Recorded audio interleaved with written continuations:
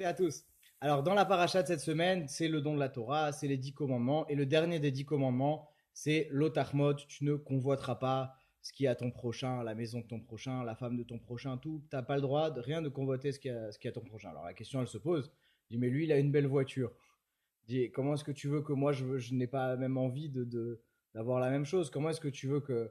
Comment est-ce on peut empêcher quelqu'un de convoiter? C'est pas possible. Alors, répond le Ibn Ezra, c'est un grand commentateur de la Torah.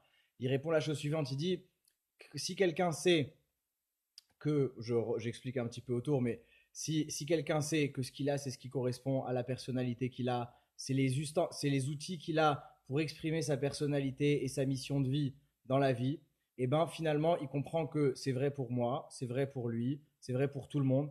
Ben finalement, ce que les autres ils ont, c'est ce qui leur correspond à eux. Ce que j'ai moi, c'est ce qui me correspond à moi. Et tout ça, c'est les outils qui m'ont été donnés par Akash par Dieu, pour pour exprimer mes qualités, pour exprimer ma vie, pour me compléter. Et finalement, quand plus quelqu'un y comprend ça, plus quelqu'un y vit une vie un peu plus spirituelle, un tout petit peu plus spirituelle, un petit peu plus pleine de sens, et ben finalement, il apprend que ce que j'ai de matériel, finalement, ça correspond au sens de ma vie, et j'ai pas besoin d'aller regarder ailleurs. Ce que j'ai me suffit largement. Si quelqu'un il regarde ce qu'il a, si quelqu'un il utilise ce qu'il a, si quelqu'un il voit toutes les choses positives qu'il a et qui leur donne du sens et qui leur donne une utilité dans le sens de sa vie, et ben finalement, il y a de quoi rendre quelqu'un heureux, Bezrat Hachem, et donc du coup, on n'a plus besoin d'aller envier les autres et d'aller regarder ce que les autres ils ont. Finalement, on peut regarder chez soi et être très heureux. Que Dieu vous bénisse tous, qui vous donne beaucoup de bonheur et un très beau Shabbat.